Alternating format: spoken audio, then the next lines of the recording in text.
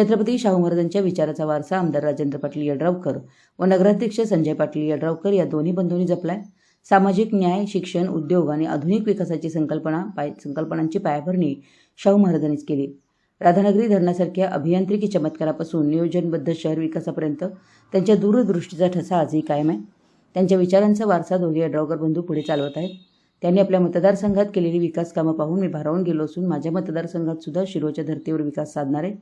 शिरो तालुक्यातील महिलांच्या आर्थिक सक्षमीकरणासाठी उभारण्यात येणाऱ्या क्लस्टर उद्योग प्रकल्पालाही उद्योग विभागाकडून तातडीनं मान्यता देण्यात येईल अशी घोषणा करत उद्योगमंत्री उदय सामंत यांनी केली.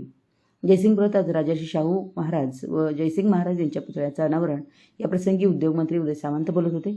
यावेळी खासदार धैर्यशील माने म्हणाले की जयसिंगपूरच्या ऐतिहासिक वारशाचा गौरव करताना राजर्षी शाहू महाराज आणि जयसिंग महाराज यांच्या दूरदृष्टीमुळे हे शहर आदर्श नगरी म्हणून विकसित झाले.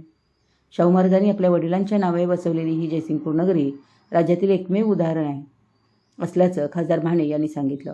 यावेळी खासदार श्रीमंत छत्रपती शाहू महाराज, आमदार डॉक्टर राजेंद्र पाटील यड्रावकर यांनी मनोगत व्यक्त केली. प्रारंभी स्वागत नगराध्यक्ष संजय पाटील यड्रावकर यांनी केलं.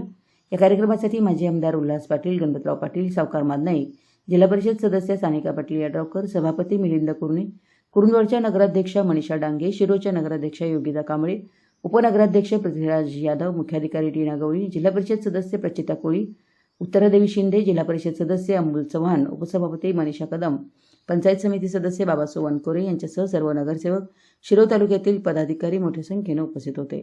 सूत्रसंचालन बबन यादव यांनी केलं तर आभार बजरंग खामकर यांनी मानले. मराठी एस न्यूजसाठी जयसिंगपूरहून संदीप अडसूळ.